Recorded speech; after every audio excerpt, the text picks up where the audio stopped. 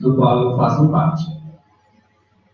Para a gente poder, então, entender de onde que emerge as discussões, as teorizações no campo de materiais curriculares como um aspecto do currículo, a gente primeiro precisa olhar para o contexto internacional e especialmente para o contexto norte-americano, de onde que surge um grupo que tem olhado para esses materiais e se preocupado sobre essas questões.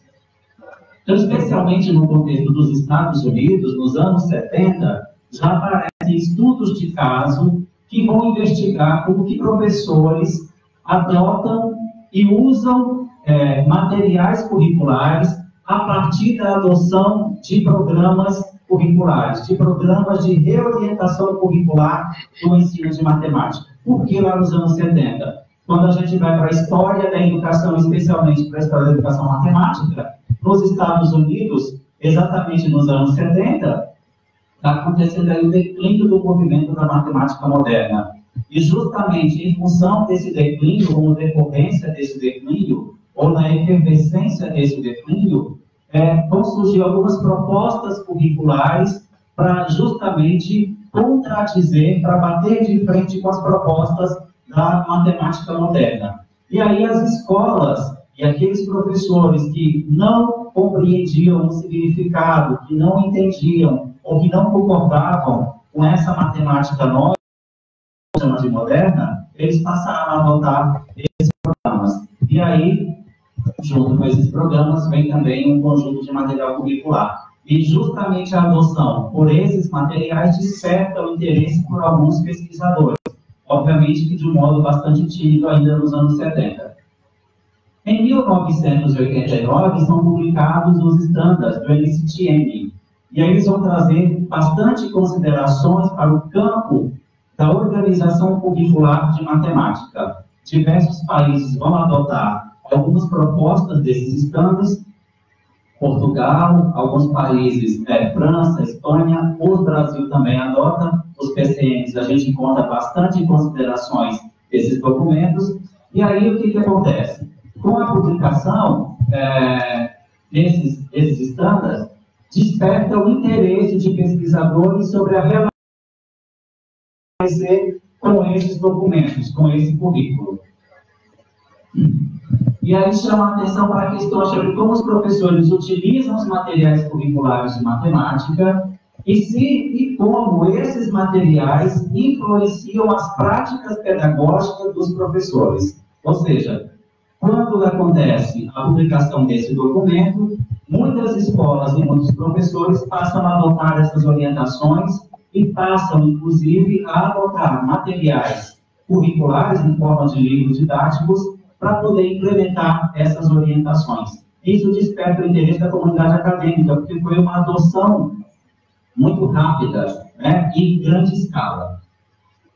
De 95 a 2006, a Janine Revilar, com o grupo de colaboradores dela, vão identificar que há um número considerável de pesquisas ou de artigos que são publicados cujos têm como foco de interesse essa relação entre o professor e o currículo, entre o professor e os materiais curriculares.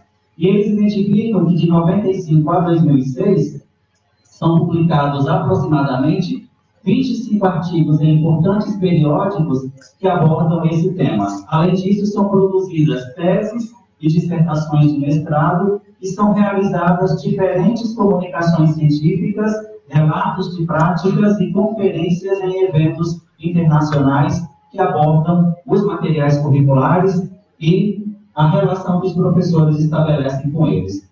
E no contexto brasileiro, né? Como que emerge essa discussão, ou como que está posta essa discussão ao longo da história dos movimentos de orientação curricular e de propostas de programas curriculares para a educação básica?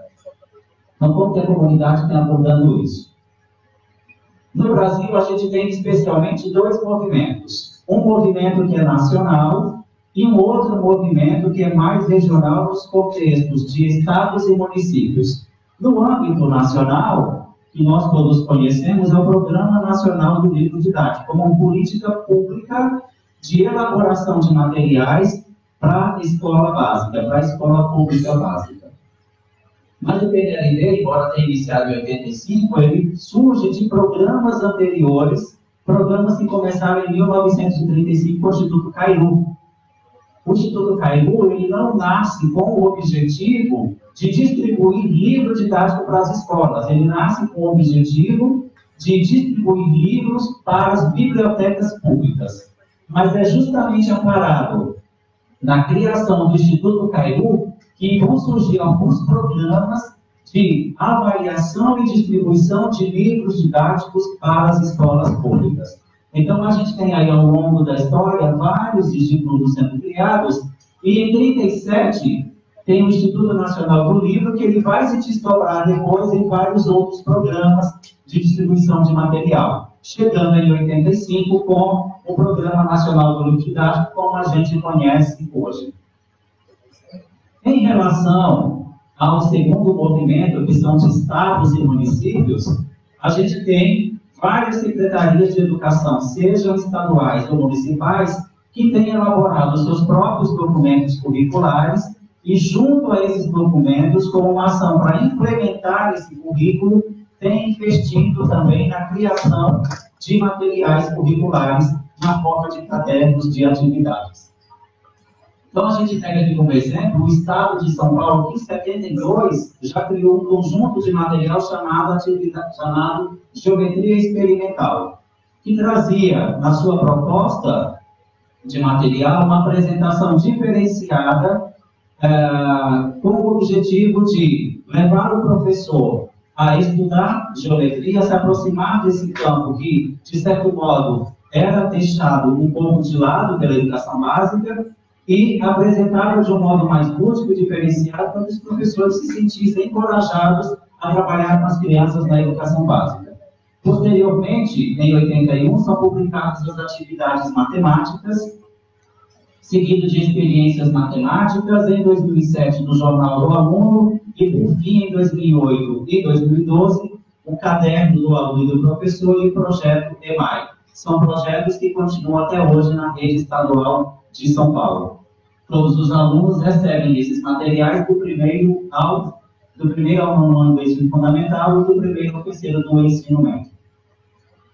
Junto com a Secretaria de São Paulo, estadual, a municipal também ela começa em 2006 um movimento de reorientação curricular, com a publicação de diferentes documentos e cadernos que apresentam esses documentos em formas de atividades, em formas de propostas de situações de aprendizagem para os professores, e o material que a gente entende que é bastante significativo são os cadernos de apoio e aprendizagem, que, semelhante aos cadernos do aluno e do professor da rede estadual, também apresentam em forma de atividades os conteúdos matemáticos a serem trabalhados com as crianças do primeiro ao nono ano do ensino fundamental.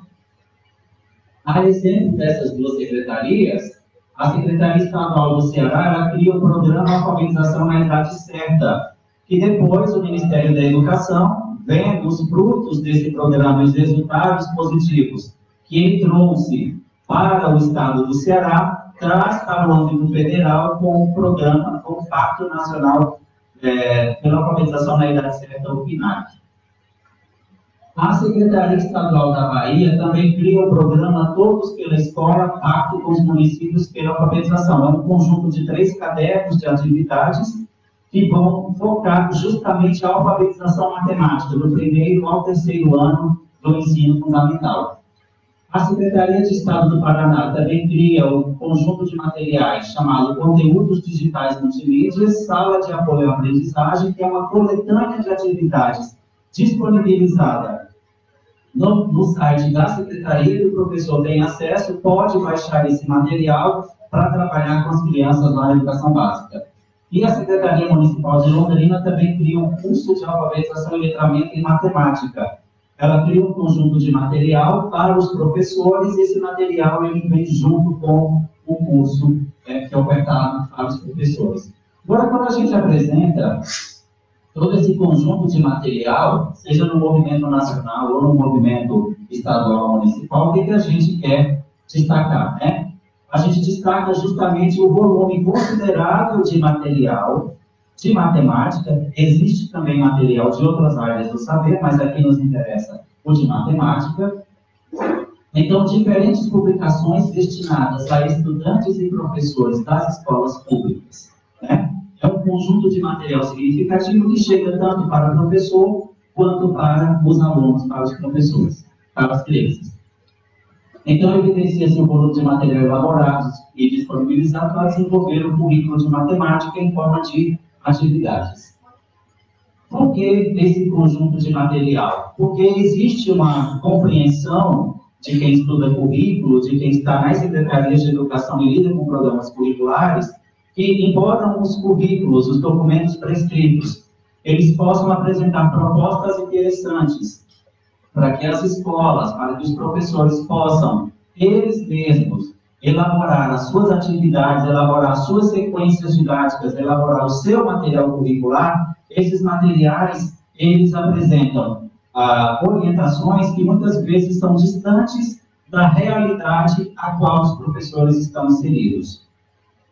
Por outro lado, os professores, sejam pela sua trajetória formativa, seja pela própria dinâmica, pelas demandas que ele tem no seu dia a dia, nos seus afazeres pedagógicos, muitas vezes eles encontram dificuldades para fazer as leituras e a interpretação desses materiais em forma de atividades. Por isso que o Sacristã, entre outros autores que estudam currículo, eles vão dizer que esses materiais eles servem como tradutores do currículo prescrito para os professores, porque é justamente os livros didáticos, os cadernos de atividade que vão traduzir em forma de atividades o que propõe o currículo prescrito para o professor. Então, os autores desses materiais traduzem essas orientações e materializam elas em forma de atividades. Portanto, o professor muitas vezes tem acesso ao currículo prescrito a partir das atividades colocadas nesses materiais.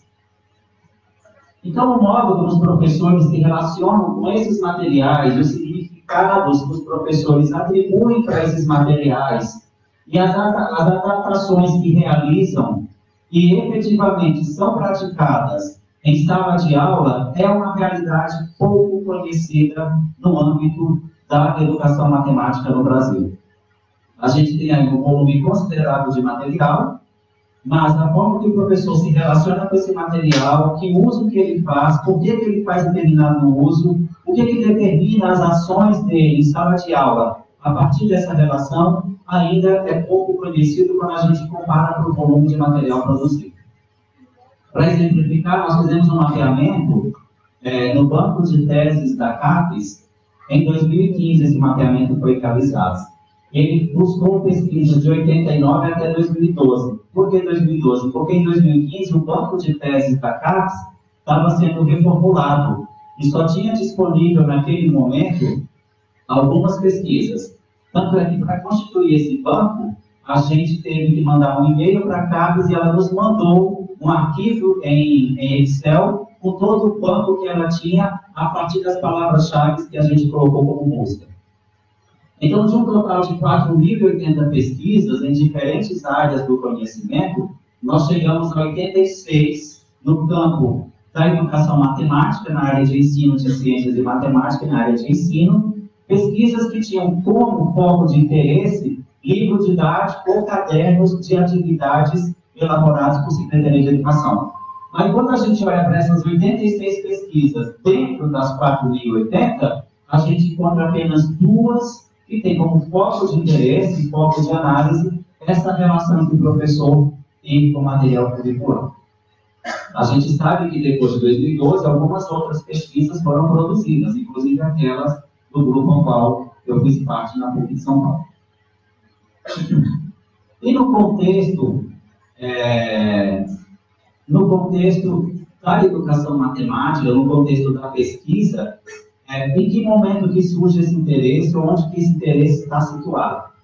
Ele não está apenas situado no campo das pesquisas produzidas nas universidades, né? Mas ele surge no campo de interesse como foco de discussão em alguns eventos científicos. Para exemplificar, nós temos aí os ICNIT de 2010 e 2011, perdão, os ICNIT 10 e 11, realizados respectivamente em 2004 e 2008, eles tiveram 2 grupos de discussão, cujo foco de discussão era material curricular. Era o livro didático, a questão de produção de livros, de distribuição de livros, de pesquisa sobre livros didáticos e a forma que os professores usam esses materiais e também como esses materiais implicam nas aprendizagens das crianças e como implicam. Em 2010 e depois de 2011, tivemos aí a conferência da Cooperação Econômica Ásia-Pacífico. E aí são realizadas 2 conferências que também têm como foco de interesse o uso de livros didáticos de materiais curriculares. Por fim, nós temos aí a Conferência Internacional sobre Pesquisa e Desenvolvimento de Livros Didáticos, que ocorreu em 3 edições. A primeira edição em 2011, na China, a segunda edição em 2014 no Reino Unido e, mais recentemente, no Rio de Janeiro, aqui no Brasil, no ano passado. É um congresso internacional que procura congregar pesquisadores do campo da educação matemática que têm como interesse o estudo, a pesquisa sobre livro didático, sobre o uso de livro didático, seja por professor ou por aluno. Quando a gente olha para o cenário nacional brasileiro, nós também temos alguns fóruns de discussões que tomam esses materiais como tema de interesse para as suas discussões. Então, lá no Encontro Nacional de Educação Matemática, um dos eventos mais significativos, realizados pela SBEM, no segundo Enem, houve um eixo dedicado exclusivamente para matemática e livro didático. Depois, no Seminário Internacional de Pesquisa em Educação Matemática, que inclusive vai acontecer a sua 8ª edição, a sua 8ª edição agora em novembro em Foz do Iguaçu, houve também uma mesa redonda para discutir especificamente os materiais curriculares. Depois, no Fórum de Discussão, no Fórum Nacional sobre Currículos de Matemática, também a gente encontra eixos que discutem materiais curriculares. A gente coloca como eixo, a gente sabe que, embora em algumas edições desses eventos não tenham um fórum de discussão, não tenham um eixo de comunicação que foque especificamente no uso de livros didáticos de material curricular, a gente encontra várias comunicações, várias pesquisas que têm como foco de interesse esses materiais. Mas o que a gente queria destacar era um fórum, um eixo dentro dos eventos que congregasse pesquisadores para discutir especificamente materiais curriculares. Porque quando não tem essas pesquisas, elas estão distribuídas por diferentes eixos, seja na formação de professores, seja no eixo de currículo, de políticas públicas, mas elas não estão reunidas num único fórum, E aí, o que seria então essa pesquisa sobre a relação que os professores estabelecem com os materiais curriculares, E por que pesquisá-los? Bem, como resultado, entender o porquê e o que os professores fazem com materiais curriculares de matemática, bem como as suas escolhas podem influenciar a atividade de sala de aula, é fundamental para informar o trabalho em curso, para informar quais são as práticas dos professores, o que acontece no termos de planejamento dessas aulas, em torno do desenvolvimento de novos programas, de novas propostas curriculares, de novas propostas de implementação curricular, a sua adoção no mundo da prática e o que os estudantes aprendem como resultado. Olha, se a matemática que a gente tem contato, a matemática que a gente aprende na escola, ela é resultado do uso de livro didático, então o que os estudantes estão aprendendo é uma consequência da relação que eles estabelecem com esses livros. É uma consequência do uso que os professores fazem desses materiais curriculares. O estudo de materiais curriculares, ele é feito no âmbito da pesquisa, no âmbito da teoria sociocultural. Existem diferentes correntes que podem estudar, que podem compreender essa relação, mas o que a gente toma como foco de interesse, toma como pressuposto teórico, são os estudos socioculturais, nos quais os materiais curriculares eles são entendidos como artefatos ou ferramentas que fazem parte do mundo material, feito e usado por seres humanos para realizar atividade dirigida por objetivos, ou seja, por uma intencionalidade. Então, são produzidos pelo ser humano e eles são produzidos para o uso a partir de uma intencionalidade, com um uso intencional. Ele tem dimensões materiais, tem dimensões físicas, mas como construções culturais, eles também têm um significado social e cultural. Como artefatos culturais que mediam a atividade humana, que balizam a atividade humana, os recursos curriculares têm o potencial de permitir, de estender ou de restringir a atividade humana. Portanto, os materiais curriculares, na situação de escola, na situação de sala de aula, eles podem permitir, eles podem ampliar ou eles podem restringir as práticas pedagógicas dos professores e as práticas relacionadas aos processos de aprendizagem das crianças, a partir do uso que é feito desses materiais. Por isso que a gente entende que é importante tomar esses materiais como forma de pesquisa, como forma de estudo, assim como a relação, tanto com os professores, como os alunos estabelecem com esses materiais.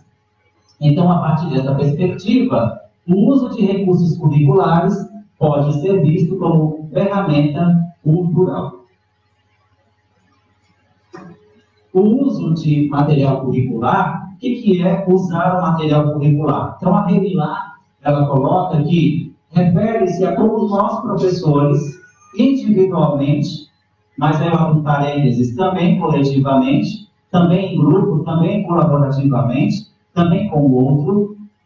Então, como que nós, professores, interagimos com esse material, nos baseamos nesses materiais, refere-se e como são influenciados pelos recursos projetados para orientar o ensino. Toda a produção de material, ele tem como propósito, tem como objetivo, servir como recurso para orientar as práticas de ensinar e de aprender matematicamente. Mas como que acontece o uso desse material, o uso que o professor faz, que influências que ele exerce para as práticas pedagógicas dos professores, sejam para as boas práticas ou não dos professores, é nesse sentido que adota-se a expressão o uso de material curricular por professores que ensinam matemática. Professores como agentes produtores de currículo, materiais curriculares, eles influenciam e são influenciados pelas práticas dos professores. Como agente cultural, como uma ferramenta cultural, eles podem restringir, podem ampliar, podem direcionar as práticas dos professores. Se a gente toma como concepção que os professores são produtores de currículo, são produtores de cultura e mobilizam seus conhecimentos para que possam criar situações de aprendizagem em sala de aula, seja a partir de material curricular, seja a partir dos conhecimentos que ele mobiliza, ou então de dados que ele vai coletar do entorno ou das crianças, a gente sabe que esses materiais podem influenciar essa produção de conhecimento e o desenvolvimento dessa produção de conhecimento em sala de aula. E aí, essa relação que os professores estabelecem com os materiais curriculares, ela acontece em graus de apropriação diferenciados. Ou seja, os professores se relacionam de modos diferentes com os materiais curriculares. E aí o Mateus, ele vai justamente escrever sobre os diferentes tipos de relações que acontecem quando os professores adotam determinado tipo de material curricular e quando os professores se debruçam sobre esses materiais. E aí ele vai criar um quadro conceitual para analisar essa interação entre o professor e os materiais curriculares. Do lado esquerdo do quadro estão os recursos curriculares, portanto, os recursos dos materiais curriculares, recursos esses que vão influenciar os diferentes tipos de uso, e do lado direito estão os recursos do professor, ou seja, recursos que o professor mobiliza recursos que estão na prática pedagógica do professor e também vão influenciar esses materiais. Quando a gente olha para esse quadro, a gente precisa entender que tanto os materiais curriculares quanto os professores, ambos são agentes do desenvolvimento curricular. Portanto, ambos implicam e são implicados nas práticas pedagógicas.